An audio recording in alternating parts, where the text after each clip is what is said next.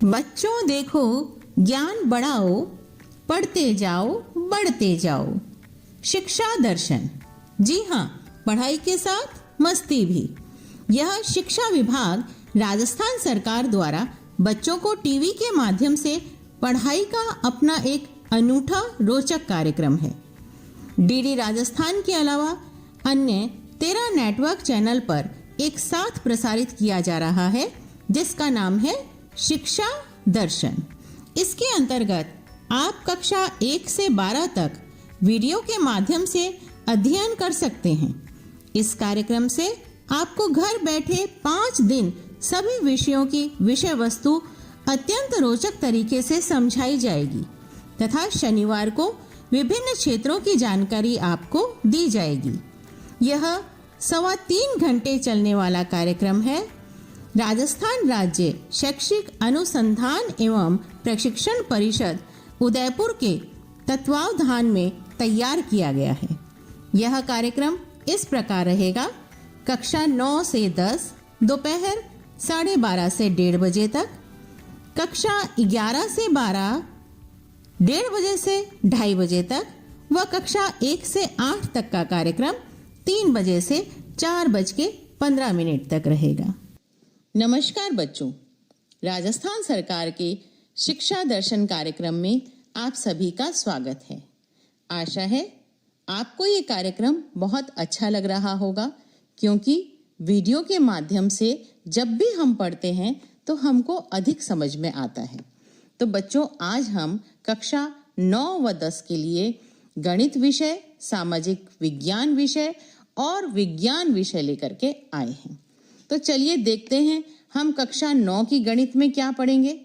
आज हम कक्षा 9 की गणित में पढ़ेंगे न्यूक्लियड ज्यामिति का सामान्य परिचय भाग 1 और न्यूक्लियड ज्यामिति का परिचय, इस पर आधारित प्रश्नोत्तर को भी हल करेंगे।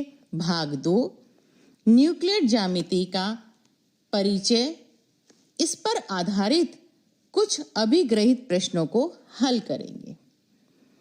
और बच्चों, कक्षा 9 की सामाजिक विज्ञान में आज हम पढ़ेंगे लोकतंत्र क्या, लोकतंत्र क्यों। इसके बाद कक्षा 10 में हम विज्ञान विषय में अम्ल, क्षार एवं लवण भाग 3 का अध्ययन करेंगे और उसके बाद अम्ल, क्षार एवं लवण भाग 4 का अध्ययन करेंगे और इससे संबंधित प्रश्नों को भी जानेंगे। बच्चों, कक्षा 10 में सामाजिक विज्ञान विषय में आज हम पढ़ेंगे खनिज और ऊर्जा संसाधन भाग 2, खनिज और ऊर्जा संसाधन भाग 3। तो बच्चों, आप अपनी कॉपी और पेन लेकर के आ गए होंगे, जिससे आप अवश्य नोट्स बना सके और उसके बाद आप जब भी मन करे पढ़ सके उनको। तो आइए शुरू करते हैं पाठ। नमस्कार दोस्तों, आज हम कक्षा 9वीं की गणित का पाठ 5 पढ़ने वाले हैं, जिसका नाम है यूक्लिड की ज्यामिति का परिचय। इस पाठ को हमने 2 भाग में बांटा है। आज हम यूक्लिड की ज्यामिति का परिचय का भाग 1 पढ़ने वाले हैं। आज की इस वीडियो में हम पढ़ेंगे परिचय और यूक्लिड की परिभाषाएं। तो चलिए आगे बढ़ते हैं और शुरू करते हैं हम हमारा आज का भाग।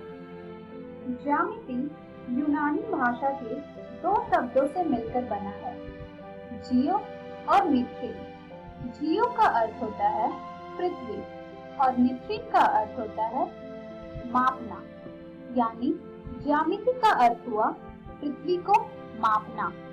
इससे हमें यह प्रतीत होता है कि ज्यामिति का उद्गम भूमि मापने की आवश्यकता के कारण हुआ है।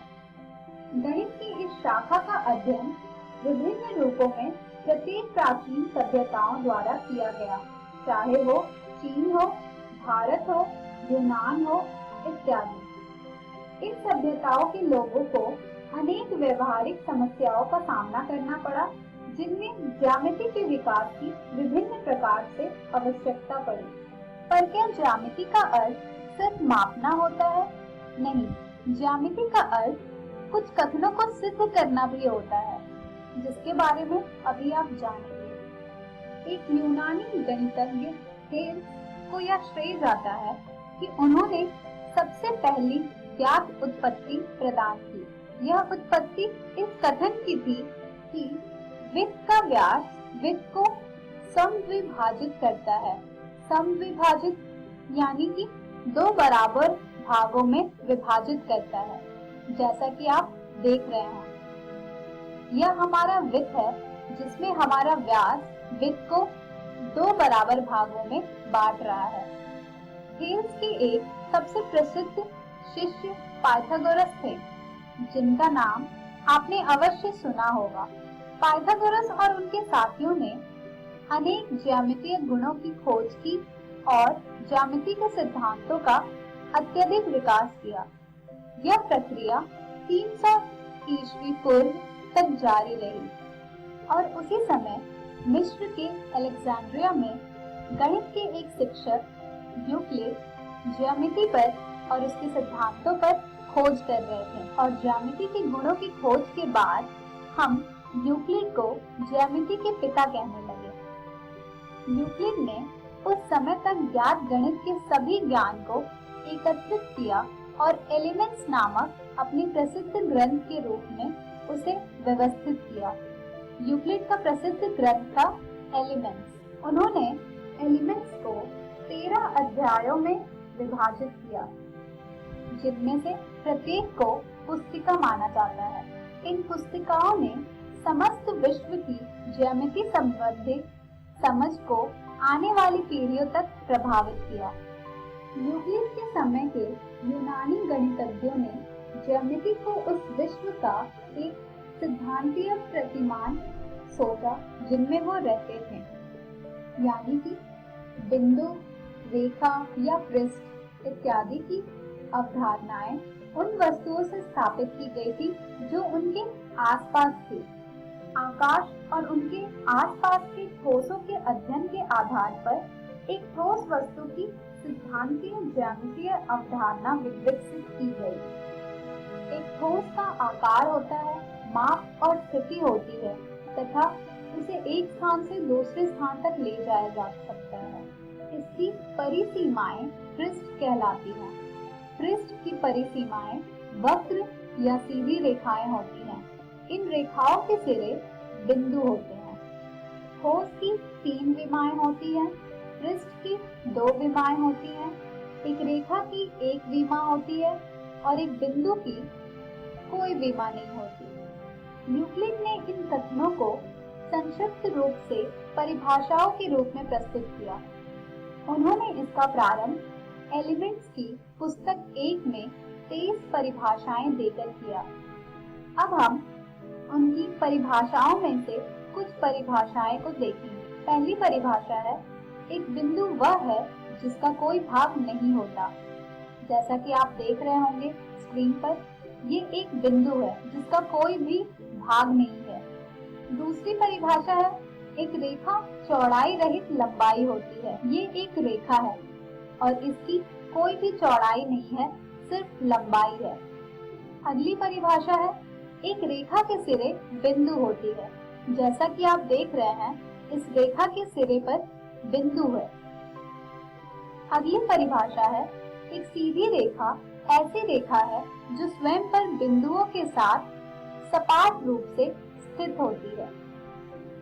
यह रेखा जो आप स्क्रीन पर देख रहे हैं, यह एक सीधी रेखा है और सीधी रेखा एक ऐसी रेखा है जो स्वयं पर बिंदुओं के साथ सपाट रूप से स्थित होती है, जैसा कि आप इस रेखा में देख रहे हैं। अगली परिभाषा है, एक पृष्ठ वह है जिसकी केवल लंबाई और चौड़ाई होती है। यह एक पृष्ठ है और इसमें आपको लंबाई और चौड़ाई दोनों ही दिख रही होंगी। अगली परिभाषा है, पृष्ठ के किनारे रेखाएं होती हैं। जैसा कि आप देख रहे हैं, इस पृष्ठ के किनारे रेखाएं हैं। अगली परिभाषा है, एक समतल पृष्ठ ऐसा पृष्ठ है जो स्वयं पर सीधी रेखाओं के साथ सपाट रूप से स्थित होता है, यानी कि वो पृष्ठ जो स्वयं पर सीधी रेखाओं के साथ सपाट रूप से स्थित होते हैं उन्हें एक समतल पृष्ठ कहते हैं। तो ये सभी थे यूक्लिड के कुछ परिभाषाएं। अगर आप इन परिभाषाओं को ध्यान पूर्वक देखेंगे तो आपको मिलेगा कि इनमें कुछ पद ऐसे हैं जो स्पष्ट रूप से आगे और अधिक समझाने की आवश्यकता है। जैसे कि एक परिभाषा थी हमारी, एक बिंदु वह है जिसका कोई भाग नहीं होता। दूसरी थी, एक रेखा चौड़ाई रहित लंबाई होती है।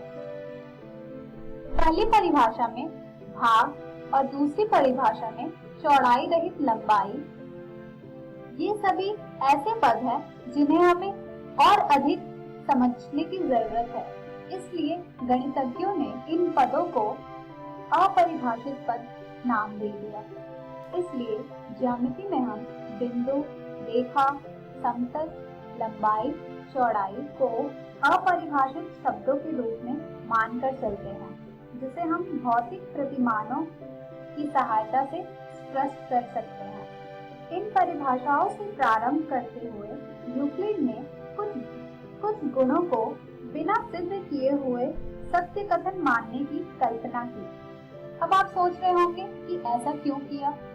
क्योंकि ये कल्पनाएं वास्तव में स्पष्टता सर्वव्यापी सत्य थे। उन्होंने स्पष्टता सर्वव्यापी सत्य को दो भागों में बांटा। उन कल्पनाओं के लिए जो विशिष्ट रूप से ज्यामिति से संबंधित थे, उसे यूक्लिड ने अभिधारणाएं का नाम दिया, और वो कल्पनाएं जिन्हें निरंतर गणित में प्रयोग किया गया है और जिनका केवल ज्यामिति से ही विशेष संबंध नहीं है, उसे यूक्लिड ने अभिगृहित नाम दिया। तो ये दो वर्ग थे जिसमें यूक्लिड ने स्पष्टता सर्वव्यापी सत्य को विभाजित किया।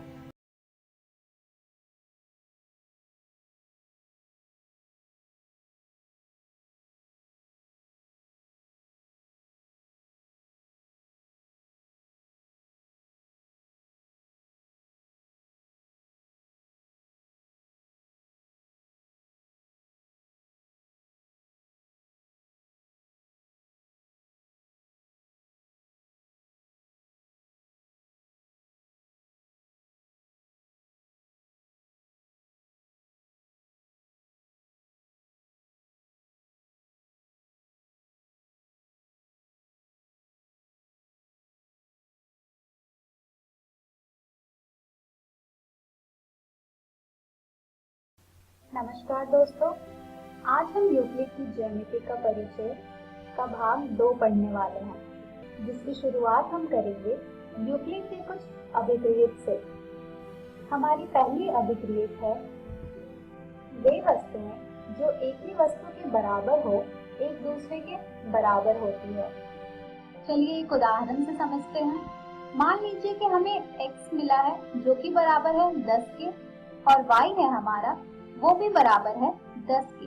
जब x और y दोनों ही 10 के बराबर हैं, तो हम यह कह सकते हैं कि x बराबर है y के। दूसरी अभिगृहित है, यदि बराबरों को बराबरों में जोड़ा जाए तो पूर्ण भी बराबर होते हैं। मान लीजिए कि x बराबर है y के। अगर हम 6 को दोनों तरफ से जोड़ेंगे तो हमें मिलेगा x जमा 6 बराबर y जमा 6। अब हम बढ़ते हैं तीसरे अभिगृहित की तरफ, जो कि है, यदि बराबरों को बराबरों में से घटाया जाए तो शेषफल भी बराबर होते हैं। चलिए एक उदाहरण देखते हैं। मान लीजिए कि हमने x और y दोनों ही एक संख्या ली, और उस एक संख्या में से हम 5 को दोनों तरफ से घटाते हैं, तो हमें प्राप्त होगा x घटा 5 बराबर y घटा 5। वे वस्तुएं जो परस्पर संपाती हो एक दूसरे के बराबर होते हैं। मान लीजिए हमने एक रेखा ली AB जो कि बराबर है 10 सेंटीमीटर के, और एक रेखा ली CD जो कि बराबर है 10 सेंटीमीटर। यहाँ पर हम यह कह सकते हैं कि AB परस्पर है CD के, जिससे कि AB बराबर हो जाएगा CD के। अगली अभिगृहित है हमारी, पूर्ण अपने भाग से बड़ा होता है। यहाँ पर हमने एक वृत्त लिया है और दूसरी तरफ हमने वृत्त को भागों में बांट दिया है। यहाँ अगर हम ध्यान से देखें तो हमें वृत्त के भाग पूरे वृत्त से छोटे मिलेंगे, यानी कि हमारा जो पूर्ण होगा वो अपने भाग से बड़ा होगा। अगली अभिवृत्त है हमारी, एक ही वस्तुओं के दुगने परस्पर बराबर होते हैं। चलिए एक उदाहरण देखते हैं। यदि x बराबर है 2a और y बराबर है 2a, तो हम यहाँ पर कह सकते हैं कि x बराबर है y के, क्योंकि x और y दोनों ही बराबर है 2a के। अगली अभिवृत्त है हमारी, एक ही वस्तुओं के आधे परस्पर बराबर होते हैं। चलिए एक उदाहरण देखते हैं। मान लीजिए कि x है हमारा 2/1 और y है हमारा 2/1, तो यहाँ पर हम यह कह सकते हैं कि x बराबर है y के, क्योंकि x और y दोनों ही बराबर हैं 2/1 के। अब हम बढ़ते हैं यूक्लिड की अभिधारणाएं की तरफ। पहली अभिधारणा है, एक बिंदु से एक अन्य बिंदु तक एक सीधी रेखा खींची जा सकती है। यानी कि यह अभिधारणा हमें यह बता रही है कि दो भिन्न बिंदुओं से होकर कम से कम एक रेखा अवश्य खींची जा सकती है। जैसे कि एक बिंदु है A और दूसरी बिंदु है B।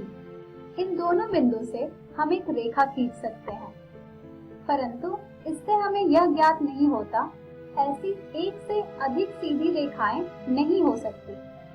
परंतु अपने समस्त कार्यों में यूक्लिड ने बिना कुछ बताए यह बार बार कल्पना की है कि दो भिन्न बिंदुओं से एक अद्वितीय रेखा ही खींची जा सकती है। हम इस परिणाम को एक अभिकृत के रूप में देखेंगे, जो कि कुछ इस प्रकार है। दिए हुए दो भिन्न बिंदुओं से होकर एक अद्वितीय रेखा खींची जा सकती है।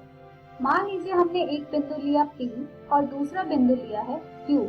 जब हम इन दो बिंदुओं से रेखा खींचेंगे तो हमें केवल एक ऐसी रेखा मिलेगी जो दोनों भिन्न बिंदुओं से होकर जा रही होगी, और वह रेखा एक अद्वितीय रेखा होगी।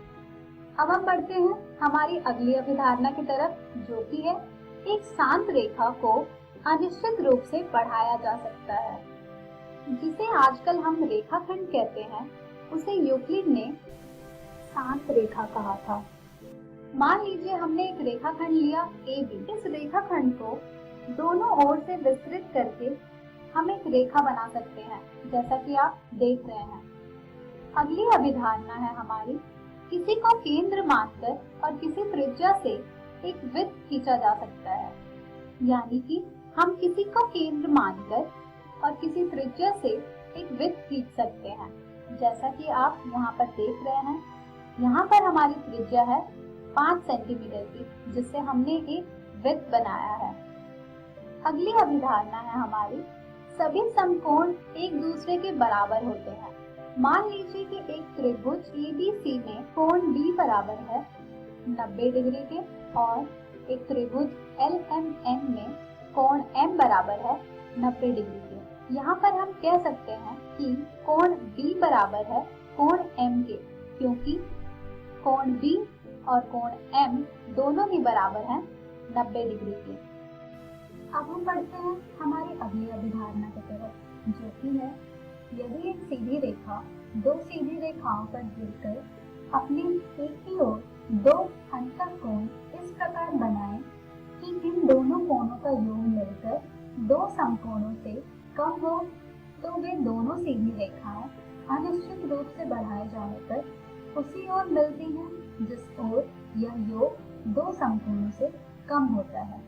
चलिए आकृति के माध्यम से समझते हैं।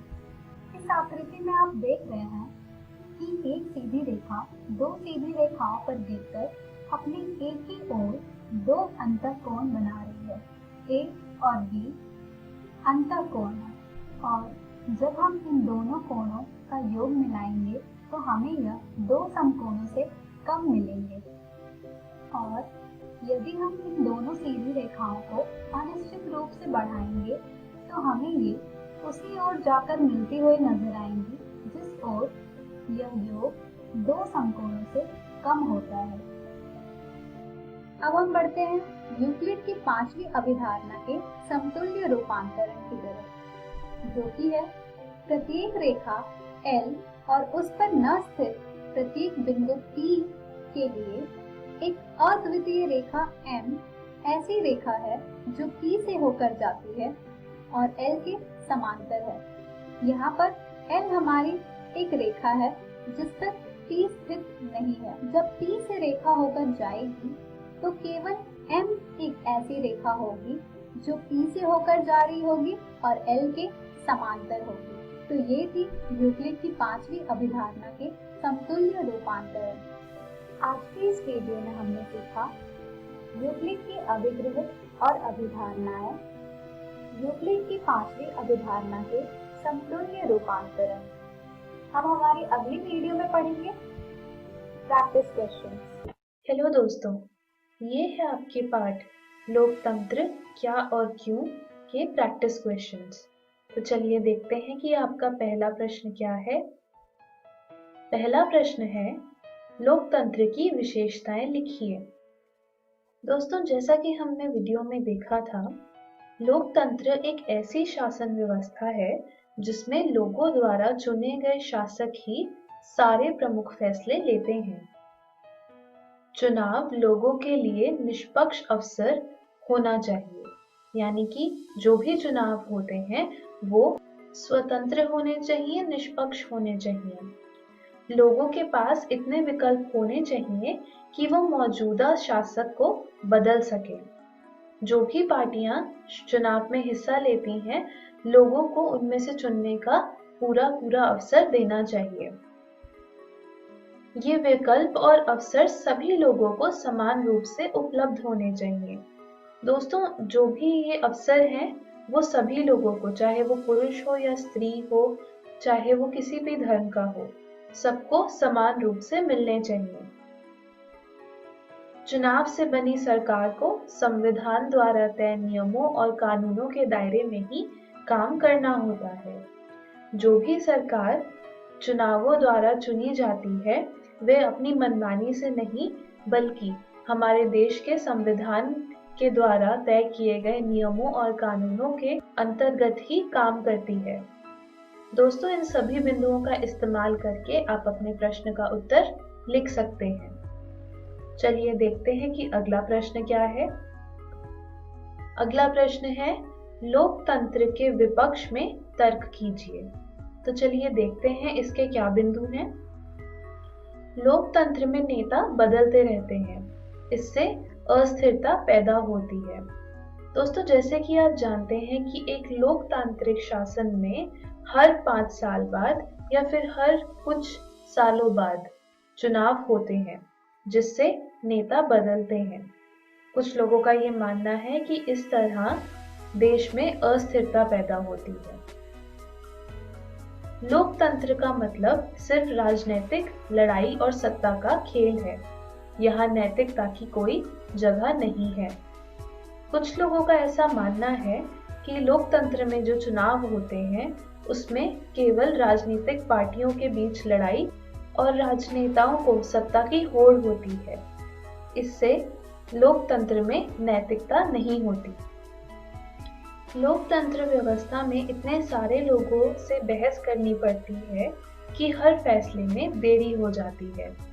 दोस्तों, जैसा कि हमने पढ़ा था कि लोकतंत्र एक ऐसा शासन है जिसमें लोग ही अपने नेताओं को चुनते हैं।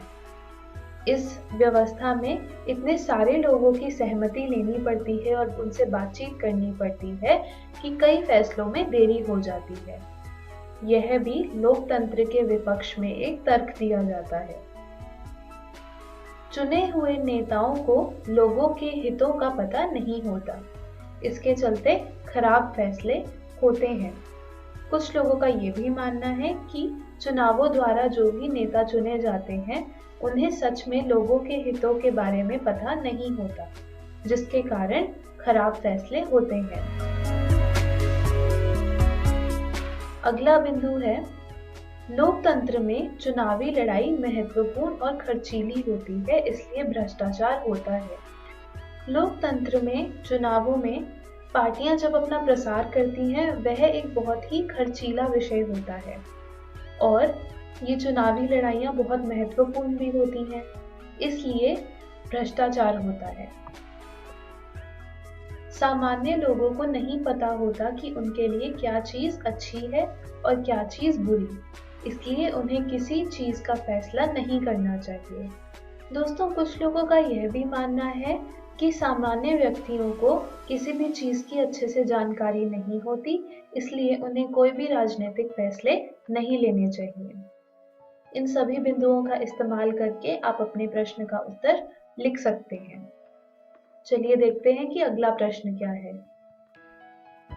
अगला प्रश्न है, लोकतंत्र के पक्ष में तर्क कीजिए। सबसे पहला तर्क है, लोकतंत्र व्यवस्था में शासन अधिक जवाबदेह होता है। दोस्तों, जैसा कि हमने वीडियो में देखा था कि एक लोकतांत्रिक शासन में विपक्षी पार्टियों को और मीडिया को भी सरकार की नीतियों की आलोचना करने की पूरी आजादी होती है। इसी के साथ साथ सामान्य व्यक्ति को भी अभिव्यक्ति का अधिकार होता है। क्योंकि लोकतंत्र में हर कोई सरकार की आलोचना में बोल सकता है, अपना पक्ष रख सकता है, इसलिए लोकतंत्र व्यवस्था में शासन अधिक जवाबदेह होता है। लोकतंत्र में लोक कल्याण के लिए कार्य होता है। लोकतांत्रिक व्यवस्था में जो भी सरकार आती है, उनका उद्देश्य लोगों के कल्याण के लिए कार्य करना होता है। लोकतंत्र मतभेदों और टकरावों को संभालने का तरीका उपलब्ध कराता है। लोकतांत्रिक शासन में हर तरह के व्यक्ति को प्रतिनिधित्व मिलता है। जब अलग अलग समुदाय, अलग अलग धर्मों के लोग साथ आते हैं तो कई टकराव भी होते हैं, लेकिन लोकतंत्र एक ऐसी व्यवस्था है जिसमें इन टकरावों और मतभेदों को संभालना, उनको बातचीत से हल करना मुमकिन है। इसलिए लोकतंत्र मतभेदों और टकरावों को संभालने का तरीका उपलब्ध कराता है। सार्वजनिक बहस द्वारा लोकतंत्र में सरकार को अपनी गलतियां सुधारने का मौका मिलता है। दोस्तों, जैसा कि आपको याद होगा, हमने इस पाठ की वीडियो में देखा था कि किस तरह आपातकालीन के बाद इंदिरा गांधी की सरकार हार गई थी। इस तरह लोगों ने इंदिरा गांधी की नीति से अपनी असहमति व्यक्त करी। इस तरह सार्वजनिक बहस और अपना पक्ष रखते हुए लोकतंत्र में सरकार को अपनी गलतियां सुधारने का मौका मिला। आखिरी बिंदु है, लोकतंत्र में जनता अपने खिलाफ कोई भी अगर नियम बने होते हैं, उनका विरोध कर सकती है। दोस्तों, इन सभी बिंदुओं का इस्तेमाल करके आप इस प्रश्न का उत्तर लिख सकते हैं। चलिए देखते हैं कि अगला प्रश्न क्या है।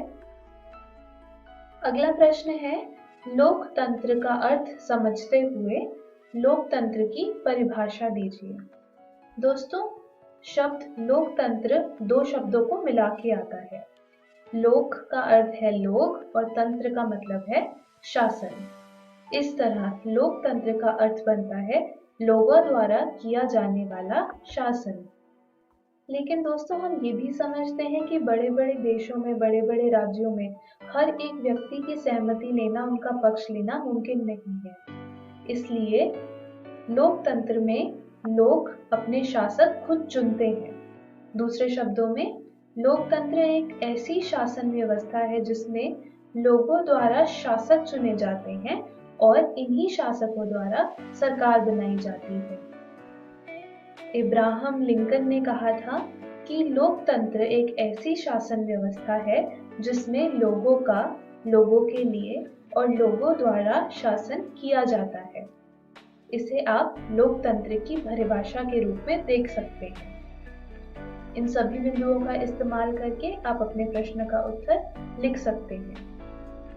मैं आशा करती हूँ कि आपको सब कुछ समझ आया होगा। धन्यवाद।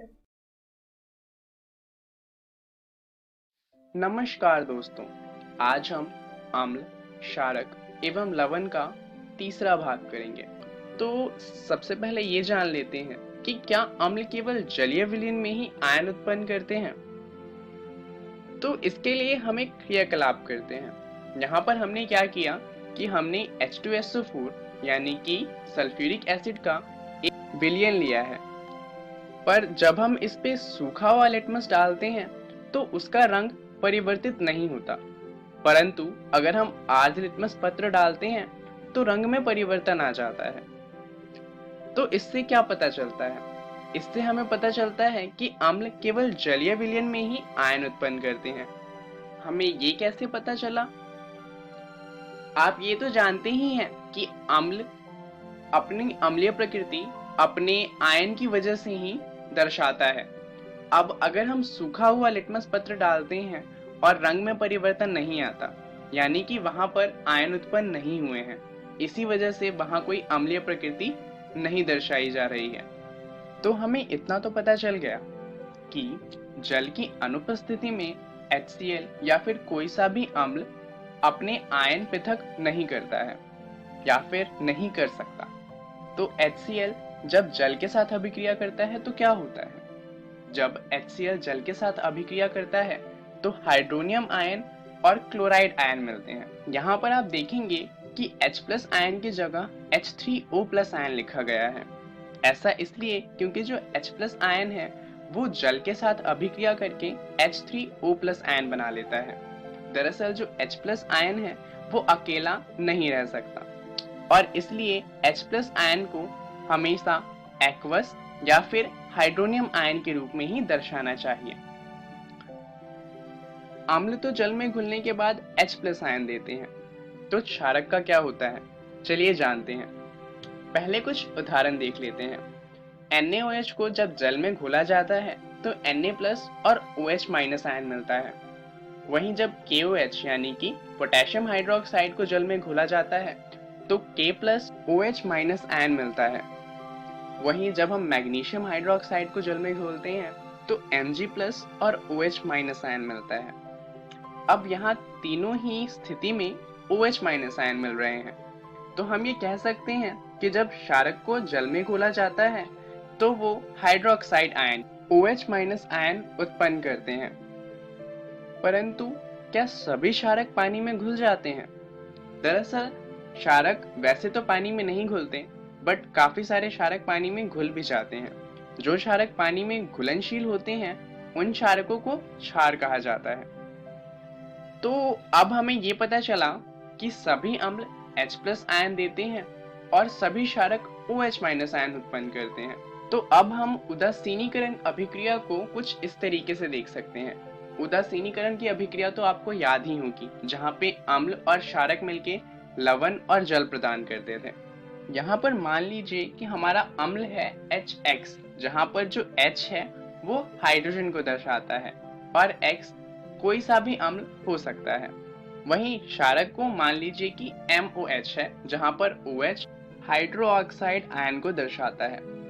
यहाँ पर जो M और X है वो आपस में अभिक्रिया करके लवण बना देंगे और जो बचा हुआ H, O और H है वो आपस में मिलकर जल प्रदान करेगा। चलिए अब चेतावनी के बारे में जान लेते हैं। क्या आपने इसे पहले कहीं देखा है? जरूर आपने इसे केमिस्ट्री लैब में क्षार या फिर अम्ल के बॉटल पे बना हुआ देखा होगा। दरअसल ये चेतावनी है। ये हमें बताता है कि क्षार या फिर अम्ल जो है वो खतरनाक है। तो कुछ चीजें हैं जिनका आपको ध्यान रखना चाहिए, जैसे कि बिना अध्यापक के आपको प्रयोग नहीं करने चाहिए। दूसरा, हमेशा पानी में अम्ल मिलाना चाहिए। जैसा कि आप जानते हैं, अगर आप अम्ल में पानी को मिलाएंगे तो वो अभिक्रिया इतनी तेज होगी कि हो सकता है परख नली फूट जाए। तीसरा, जब तक आवश्यक ना हो सांद्र अम्ल या क्षारक का उपयोग नहीं करना चाहिए, क्योंकि वो खतरनाक होते हैं। अब एसिड तो नींबू में भी होता है और एसिड हाइड्रोक्लोरिक अम्ल भी है, तो दोनों में काफी अंतर है। नींबू से हमें कोई खतरा नहीं है, परंतु हाइड्रोक्लोरिक अम्ल से बहुत ज्यादा खतरा है। तो क्या कोई ऐसा तरीका है जिससे हम ज्ञात कर सकते हैं कि विलयन में अम्ल अथवा क्षार कितना प्रबल है? इसका जवाब है हाँ। दरअसल सार्वभौमिक सूचक किसी विलयन में हाइड्रोजन आयन की विभिन्न सांद्रता को विभिन्न रंगों में प्रदर्शित करता है, जिससे हमें पता चल सकता है कि कोई सा जो विलयन है वो कितना ज्यादा प्रबल है। किसी विलयन में उपस्थित हाइड्रोजन आयन की सांद्रता ज्ञात करने के लिए एक स्केल विकसित किया गया था, जिसे कहा जाता है पीएच स्केल। पीएच स्केल में सामान्यतः 0 यानी कि अधिक अम्लता से 14 यानी कि अधिक क्षारीयता तक पीएच को ज्ञात किया जा सकता है। यहाँ पर 0 से 6 तक की जो नंबर है वो बहुत ही ज्यादा अम्लीय होते हैं, 7 हमारा उदासीन होता है और 8 से 14 तक की जो नंबर होते हैं वो अधिक क्षारीय होते हैं। तो साधारण भाषा में पीएच को एक ऐसी संख्या के रूप में देखना चाहिए जो किसी विलयन की अम्लता अथवा क्षारीयता को दर्शाता है। जैसा कि आप यहाँ देख सकते हैं, जो जल होता है वो 7 नंबर पे आता है। वहीं मिल्क ऑफ मैग्नीशिया की बात करें तो उसकी प्रकृति क्षारीय होती है और इसलिए उसका पीएच स्केल पर जो नंबर है वो 10 है। वहीं अगर हम बात करें जो हमारे उदर में एसिड है तो उस एसिड की प्रबलता ज्यादा है, इस वजह से उसकी पीएच स्केल पर जो नंबर है वो 1 है। तो हम ये कह सकते हैं कि हाइड्रोनियम आयन की सांद्रता जितनी अधिक होगी, यानी कि अगर कोई विलयन जितना ज्यादा अम्लीय होगा उसका पीएच उतना ही कम होगा। उदाहरण के लिए अगर हम HCl और एसिटिक अम्ल की बात करें तो HCl अधिक हाइड्रोनियम आयन का उत्पादन करता है, इससे हम ये कह सकते हैं कि HCl अधिक अम्लीय है।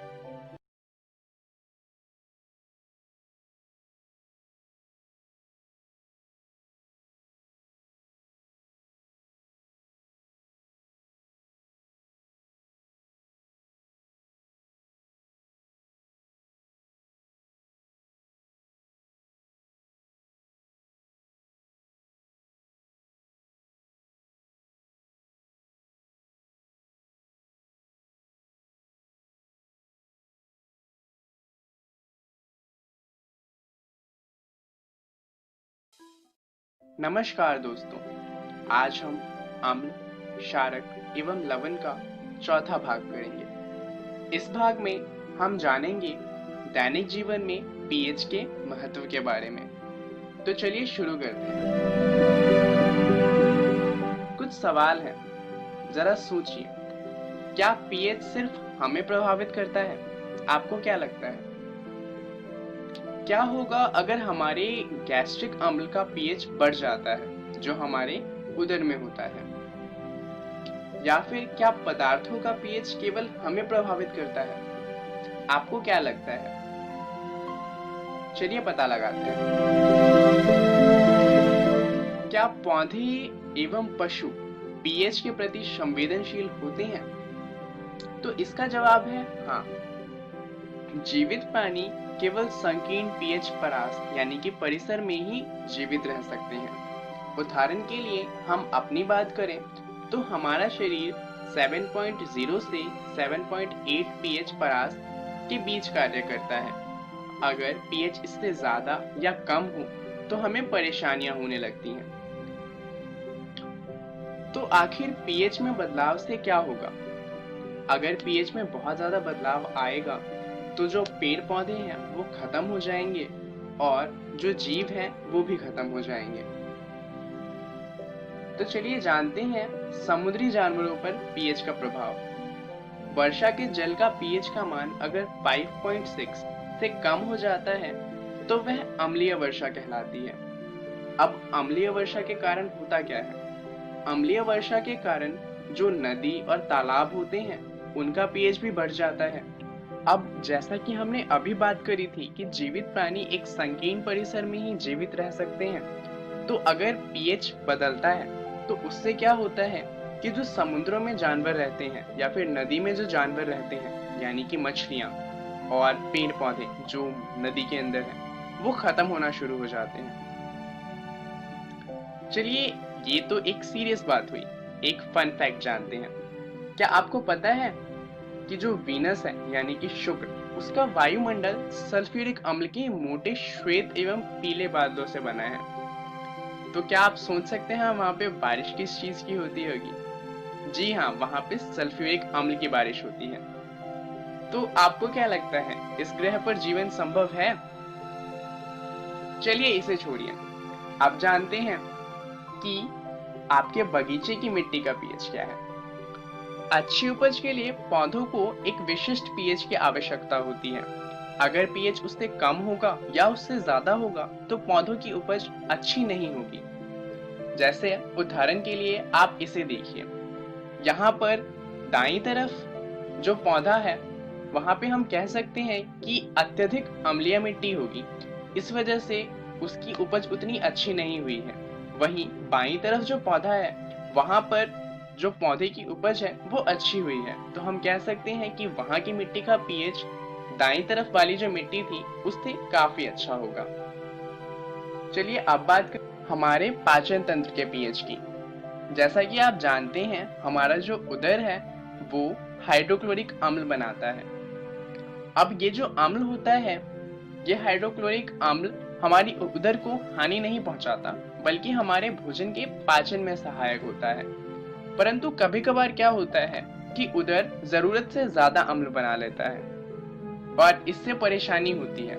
इससे क्या होता है कि दर्द होने लगता है और जलन होने लगती है। ऐसी स्थिति को कहा जाता है अपच की स्थिति। ऐसा तब होता है जब हम जरूरत से ज्यादा खाना खा लेते हैं। तो अपच की स्थिति से बचने का क्या तरीका है? अपच की स्थिति में दर्द से मुक्त होने के लिए हम एंटासिड जैसे क्षारकों का उपयोग करते हैं। अब हमारे पेट में एसिड बना है, तो हम अगर किसी क्षारक को लेंगे तो जो क्षारक है वो एसिड के प्रभाव को कम कर देगा। तो ऐसा ही एक क्षारक है मैग्नीशियम हाइड्रोक्साइड, जिसे हम मिल्क ऑफ मैग्नीशिया के नाम से भी जानते हैं। ये क्षारीय प्रकृति का होता है और इसलिए अपच की स्थिति में हमारी मदद करता है। चलिए अब जानते हैं पीएच परिवर्तन के कारण दंत क्षय के बारे में। ये तो आप जानते ही हैं कि कहा जाता है हमें दिन में 2 बार ब्रश करना चाहिए, पर ऐसा क्यों कहा जाता है? दरअसल मुंह के पीएच का मान 5.5 से कम होने पर दांतों का क्षय प्रारंभ हो जाता है। मुंह का पीएच बढ़ता है बैक्टीरिया की वजह से। बैक्टीरिया अम्ल बनाते हैं जिससे पीएच बढ़ जाता है। तो उसके लिए हम टूथपेस्ट का इस्तेमाल करते हैं। टूथपेस्ट क्षारकीय प्रकृति का होता है, तो इसके इस्तेमाल से जो हमारे मुंह का पीएच है वो कम हो जाता है, क्योंकि जो अम्ल है ये उसके साथ अभिक्रिया करके उसका प्रभाव कम कर देता है। चलिए दांतों की बात कर रहे हैं तो एक और बात जान लेते हैं। दांतों का इनेमल कैल्शियम फॉस्फेट से बना होता है। क्या आप जानते हैं ये हमारे शरीर का सबसे कठोर पदार्थ है, यानी कि जो हमारे दांत हैं वो हमारे शरीर के सबसे कठोर अंग होते हैं। चलिए अब जानते हैं पशुओं एवं पौधों द्वारा उत्पन्न रसायनों से आत्मरक्षा। क्या आपको कभी किसी मधुमक्खी ने डंक मारा है? दरअसल मधुमक्खी का डंक एक अम्ल छोड़ता है जिसकी वजह से जलन और दर्द होता है। यही कारण है कि हम मधुमक्खी के पास नहीं जाते। अगर मान लीजिए मधुमक्खी डंक नहीं मारती तो क्या आप मधुमक्खी से डरते? नहीं। इसीलिए ये अपनी रक्षा के लिए डंक का इस्तेमाल करते हैं। दरअसल क्योंकि ये अम्ल है तो दुर्बल क्षारकों के उपयोग से हमें आराम मिलता है, जैसे कि बेकिंग सोडा। सिर्फ जानवर ही इनका इस्तेमाल नहीं करते। एक पौधा भी है जिसे हम नेटल के नाम से जानते हैं। नेटल के डंक मारने वाले बाल मेथनोइक अम्ल छोड़ते हैं जिसके कारण जलन वाला दर्द का अनुभव होता है। चलिए कुछ प्राकृतिक अम्ल की बात कर लेते हैं अब। क्या आप जानते हैं जो सिरका होता है उसके अंदर एसिटिक अम्ल होता है? जो टमाटर होता है उसके अंदर ऑक्सैलिक अम्ल होता है। वहीं अगर हम दूध की बात करें, दूध और दही के अंदर लैक्टिक अम्ल होता है और नींबू के अंदर सिट्रिक अम्ल होता है।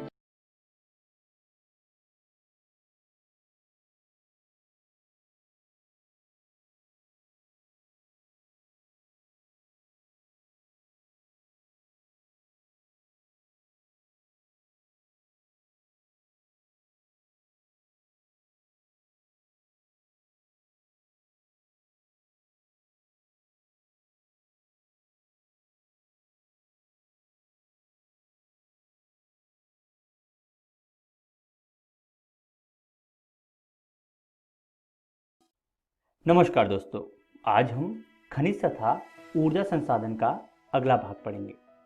पिछले भाग में हमने खनिजों के बारे में जानते हुए उनके संरक्षण के उपायों को जाना। दोस्तों, ऊर्जा सभी क्रियाकलापों के लिए आवश्यक है। खाना पकाने में, रोशनी और ताप के लिए, गाड़ियों के संचालन के लिए तथा उद्योगों में मशीनों के संचालन में ऊर्जा की आवश्यकता होती है। दोस्तों, ऊर्जा को परंपरागत तथा गैर परंपरागत साधनों में वर्गीकृत किया जा सकता है। परंपरागत साधनों में लकड़ी के उपले, कोयला तथा पेट्रोलियम और प्राकृतिक गैसों को सम्मिलित किया जाता है। तो चलिए सबसे पहले बात करते हैं कोयले की। भारत में कोयला बहुतायत में पाया जाने वाला जीवाश्म ईंधन है। यह देश की ऊर्जा आवश्यकताओं का महत्वपूर्ण भाग प्रदान करता है। इसका उपयोग ऊर्जा उत्पादन तथा उद्योगों और घरेलू जरूरतों के लिए ऊर्जा की आपूर्ति के लिए किया जाता है। कोयले को 4 प्रकारों में बांटा जाता है। पीट, इसमें कार्बन की मात्रा 30% से भी कम होती है। यह पूर्वी दलदली भागों में पाया जाता है। लिग्नाइट, इसमें कार्बन की मात्रा 30 से 70% होती है। यह कम ऊष्मा तथा अधिक धुआं देता है। इसे भूरा कोयला भी कहा जाता है। बिटुमिनस, दोस्तों, इसमें 70 से 90% कार्बन की मात्रा रहती है। इसे परिष्कृत कर कोकिंग कोयला बनाया जा सकता है। भारत का अधिकांश कोयला इसी श्रेणी का है, अर्थात भारत में अधिकांशतः बिटुमिनस कोयला उत्पादित किया जाता है। अगला है एंथ्रासाइट। इसमें कार्बन की मात्रा 90% से अधिक होती है। जलने पर यह धुआं नहीं देता और देर तक ऊष्मा देता है। इसे कोकिंग कोयला भी कहा जाता है तथा यह धातु गलाने में काम आता है। एंथ्रासाइट सर्वोत्तम गुण वाला कठोर कोयला होता है। भारत में कोयला 2 प्रमुख भूगर्भिक युगों के समूह क्षेत्रों में पाया जाता है। पहला है गोंडवाना समूह क्षेत्र। इस समूह में भारत के 96% कोयले का भंडार है। यहाँ भारत के कुल उत्पादन का 99% प्राप्त होता है। यहाँ के प्रमुख कोयला क्षेत्र हैं दामोदर नदी घाटी, सोन नदी घाटी, महानदी घाटी तथा वारगा गोदावरी घाटी। दोस्तों, गोंडवाना क्षेत्र निक्षेप 200 लाख वर्ष पुराने हैं। अगला है टर्शरी कोयला क्षेत्र। भारत का 2% कोयला तृतीय काल या टर्शरी काल के क्षेत्रों से निकाला जाता है। ये क्षेत्र मेघालय, अरुणाचल प्रदेश, असम, नागालैंड आदि राज्यों में पाए जाते हैं, जो लगभग 55 लाख वर्ष पुराने हैं। आइए अब बात करते हैं पेट्रोलियम की। भारत में कोयले के पश्चात ऊर्जा का दूसरा प्रमुख साधन है पेट्रोलियम। इसे खनिज तेल भी कहा जाता है। यह ताप और प्रकाश के लिए, ईंधन के लिए तथा विनिर्माण उद्योगों को कच्चा माल प्रदान करता है। भारत में अधिकांश पेट्रोलियम की उपस्थिति टर्शरी युग की शैल रचनाओं के भ्रंश ट्रैपों में पाई जाती है। भारत के कुल पेट्रोलियम उत्पादन का 63% भाग मुंबई हाई से, 18% गुजरात से और 16% असम से प्राप्त किया जाता है। अंकलेश्वर गुजरात का सबसे महत्वपूर्ण तेल क्षेत्र है। असम भारत का सबसे पुराना तेल उत्पादक राज्य है। डिगबोई, नहरकटिया और मोरन हुगरीजन यहाँ के प्रमुख तेल उत्पादक क्षेत्र हैं। आइए अब बात करते हैं प्राकृतिक गैस की। प्राकृतिक गैस एक महत्वपूर्ण स्वच्छ ऊर्जा संसाधन है जो पेट्रोलियम के साथ अथवा अलग भी पाई जाती है। इसे ऊर्जा के एक साधन के रूप में पेट्रो रसायन उद्योग के एक औद्योगिक कच्चे माल के रूप में प्रयोग किया जाता है। कार्बन डाइऑक्साइड के कम उत्सर्जन के कारण प्राकृतिक गैस को पर्यावरण के अनुकूल माना जाता है, इसलिए यह वर्तमान शताब्दी का ईंधन है। प्राकृतिक गैस उद्योगों में प्रज्वलन के काम, खाना बनाने के काम तथा गाड़ियों के ईंधन के रूप में भी काम में लाया जाता है। भारत में कृष्णा गोदावरी नदी बेसिन में प्राकृतिक गैस के विशाल भंडार खोजे गए हैं। अंडमान निकोबार द्वीप समूह भी महत्वपूर्ण है, जहां प्राकृतिक गैस के विशाल भंडार पाए जाते हैं। लगभग 1700 किलोमीटर लंबी Hazira Vijaypur Jagdishpur gas pipeline Mumbai high और बसीन को पश्चिमी व उत्तरी भारत के उर्वरक, विद्युत व अन्य औद्योगिक क्षेत्रों से जोड़ती है। चलिए दोस्तों, बात करते हैं विद्युत शक्ति की। आधुनिक विश्व में विद्युत के अनुप्रयोग इतने ज़्यादा विस्तृत हैं कि इनके प्रति व्यक्ति उपभोग को विकास का सूचक माना जाता है।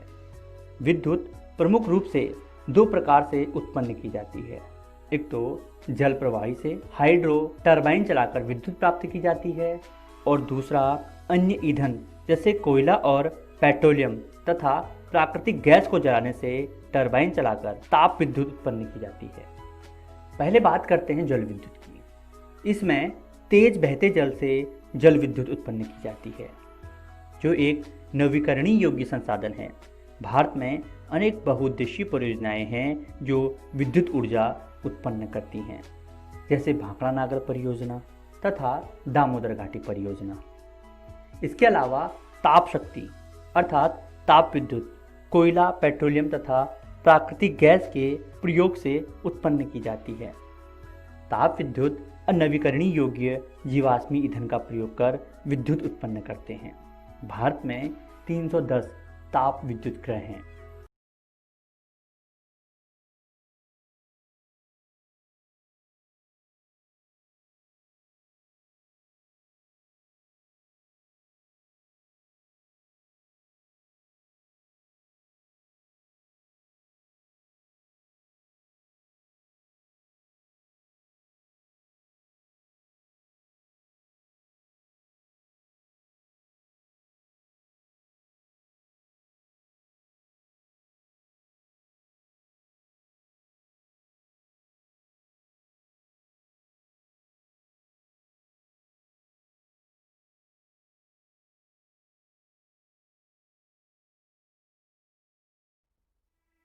नमस्कार दोस्तों, आज हम खनिज तथा ऊर्जा संसाधन नामक अध्याय का अगला भाग अर्थात तीसरा भाग पढ़ने वाले हैं। दोस्तों, ऊर्जा के बढ़ते उपभोग ने देश को कोयला, तेल और गैस जैसे जीवाश्मी ईंधनों पर अत्यधिक निर्भर कर दिया है। गैस व तेल की बढ़ती कीमतों तथा इनकी संभाव्य कमी ने भविष्य में ऊर्जा आपूर्ति की सुरक्षा के प्रति अनिश्चितताएं उत्पन्न कर दी हैं। इन जीवाश्मी ईंधनों के प्रयोग से गंभीर पर्यावरणीय समस्याएं उत्पन्न होती हैं। अतः इसके बाद जरूरत पड़ती है नवीकरणीय योग्य ऊर्जा संसाधन, जिसमें सबसे प्रमुख है सौर ऊर्जा। भारत एक उष्णकटिबंधीय देश है। यहाँ सौर ऊर्जा के दोहन की असीम संभावनाएं हैं। इसमें फोटोवोल्टाइक प्रौद्योगिकी द्वारा धूप को सीधे विद्युत में परिवर्तित किया जाता है। भारत के ग्रामीण तथा सुदूर क्षेत्रों में सौर ऊर्जा तेजी से लोकप्रिय हो रही है। भारत का सबसे बड़ा सौर ऊर्जा संयंत्र भुज के निकट माधापुर में स्थित है, जहां सौर ऊर्जा से दूध के बड़े बर्तनों को कीटाणु मुक्त किया जाता है। ऐसी अपेक्षा है कि सौर ऊर्जा के प्रयोग से ग्रामीण घरों में उपलों तथा लकड़ी पर निर्भरता को न्यूनतम किया जा सकेगा। यह पर्यावरण संरक्षण में योगदान देगा और कृषि में भी खाद्य की पर्याप्त आपूर्ति होगी। आइए अब बात करते हैं पवन ऊर्जा की। सौर ऊर्जा के बाद पवन ऊर्जा एक महत्वपूर्ण ऊर्जा संसाधन है। यह भी एक नवीकरणीय ऊर्जा संसाधन है। भारत को अब विश्व में पवन महाशक्ति का दर्जा प्राप्त है। भारत में पवन ऊर्जा के फार्म तमिलनाडु, आंध्र प्रदेश, कर्नाटक, गुजरात, केरल, महाराष्ट्र तथा लक्षद्वीप में स्थित हैं। आइए अब बात करते हैं बायोगैस ऊर्जा की। ग्रामीण इलाकों में झाड़ियों, कृषि अपशिष्ट, पशुओं और मानव जनित अपशिष्ट के उपयोग से घरेलू उपभोग एवं बायोगैस उत्पन्न की जाती है। जैविक पदार्थों के अपघटन से गैस उत्पन्न होती है, जिसकी तापीय क्षमता मिट्टी के तेल, उपलों और चारकोल की अपेक्षा अधिक होती है। बायोगैस संयंत्र नगर पालिका, सहकारिता तथा निजी स्तर पर लगाए जाते हैं। पशुओं का गोबर प्रयोग करने वाले संयंत्र ग्रामीण भारत में गोबर गैस प्लांट के नाम से जाने जाते हैं। आइए अब बात करते हैं ज्वारीय ऊर्जा की। महासागरीय तरंगों का प्रयोग विद्युत उत्पादन के लिए किया जा सकता है। संकरी खाड़ी के आर पार बाढ़ द्वारा बांध बनाए जाते हैं। उच्च ज्वार में इस संकरी खाड़ी नुमा प्रवेश द्वार से पानी भीतर भर जाता है और द्वार बंद होने पर बांध में ही रह जाता है। बाढ़ द्वार के बाहर ज्वार उतरने पर बांध के पानी को इसी रास्ते पाइप द्वारा समुद्र की तरफ बहाया जाता है, जो इसे ऊर्जा उत्पादक टरबाइन की ओर ले जाता है। भारत में कच्छ की खाड़ी में ज्वारीय तरंगों द्वारा ऊर्जा उत्पन्न करने की आदर्श दशाएं उपस्थित हैं। राष्ट्रीय हाइड्रो पावर कॉर्पोरेशन ने यहाँ 900 मेगावाट का ज्वारीय विद्युत ऊर्जा संयंत्र स्थापित किया है। आइए अब बात करते हैं भूतापीय ऊर्जा की। पृथ्वी के आंतरिक भागों से ताप का प्रयोग कर उत्पन्न की जाने वाली विद्युत को भूतापीय ऊर्जा कहते हैं। भूतापीय ऊर्जा इसलिए अस्तित्व में होती है क्योंकि बढ़ती गहराई के साथ पृथ्वी प्रगामी ढंग से तप्त हो जाती है, अर्थात गर्म हो जाती है। पृथ्वी के अंदर की गर्मी के कारण भूमिगत जल चट्टानों से ऊष्मा भाप के रूप में सतह की ओर उठती है और इसी भाप का उपयोग टरबाइन को चलाने और विद्युत उत्पादन में किया जाता है। हिमाचल प्रदेश में मणिकरण के निकट पार्वती घाटी और लद्दाख में पूगा घाटी में भारत की प्रायोगिक परियोजनाएं शुरू हुई हैं। दोस्तों, अब बात करते हैं ऊर्जा संसाधनों के संरक्षण की। ऊर्जा संकट से बचने के लिए हमें ऊर्जा के प्रयोग में मितव्ययिता बरतनी चाहिए। ऐसे मोटर वाहनों का प्रयोग किया जाना चाहिए जो कम तेल में ज़्यादा चलते हों। अनावश्यक बिजली के प्रयोग से हमें बचना चाहिए। हमें ऊर्जा के पारंपरिक स्रोतों के स्थान पर गैर पारंपरिक स्रोतों के विकल्प ढूंढने चाहिए। इसके अलावा राष्ट्रीय और अंतर्राष्ट्रीय स्तर पर ऊर्जा के उपायों के लिए चलाए जा रहे कार्यक्रमों में हमें सहयोग देना चाहिए।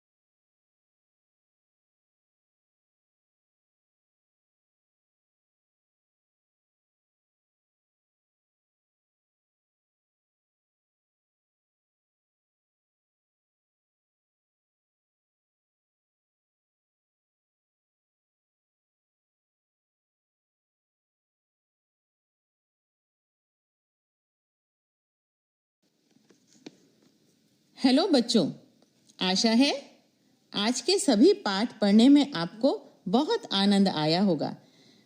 आज आपने 3 सब्जेक्ट के बारे में जानकारी ली।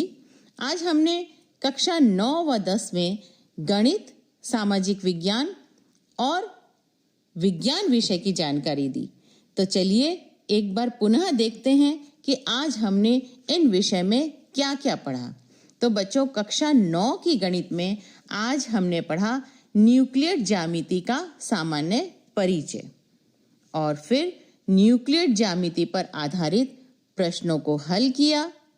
उसके पश्चात कक्षा 9 की गणित में ही हमने न्यूक्लियेट के कुछ अभिग्रहित उदाहरण भी देखे।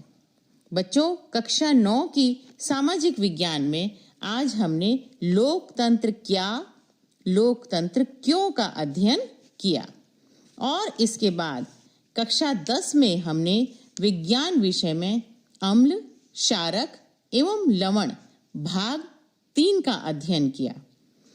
अम्ल, क्षारक एवं लवण भाग 4 का भी अध्ययन किया इसी के साथ। और बच्चों, कक्षा 10 में सामाजिक विज्ञान में आज हमने खनिज और ऊर्जा संसाधन भाग 2 और भाग 3 का अध्ययन किया। आशा है आपने अपनी कॉपी से मिलान कर लिया होगा और आपने अच्छे से नोट्स भी बना लिए होंगे। तो बच्चों, आपको ये कार्यक्रम कैसा लग रहा है? अपना विचार अवश्य बताएं। और एक जरूरी सूचना आपके लिए, जो भी आपने ये वीडियो देखा है, ये जो कार्यक्रम आपने सुना देखा है, यदि आप इसको पुनः देखना चाहते हैं तो आप इसे YouTube पर देख सकते हैं। YouTube पर जाकर आप शिक्षा दर्शन डीडी राजस्थान सर्च करें और वहां पर आपको ये वीडियो मिल जाएगा। तो बच्चों, मिलते हैं आगे इसी समय। धन्यवाद। बच्चों, आपको यह कार्यक्रम कैसा लगा? अपना सुझाव अवश्य दें। इस कार्यक्रम से संबंधित आपके मन में यदि कुछ सुझाव आता है या किसी भी तरह की शंका आपके मन में है तो आप हमें ईमेल एड्रेस पर भेज सकते हैं। हमारा ईमेल एड्रेस है शिक्षादर्शन rajasthan@gmail.com। धन्यवाद।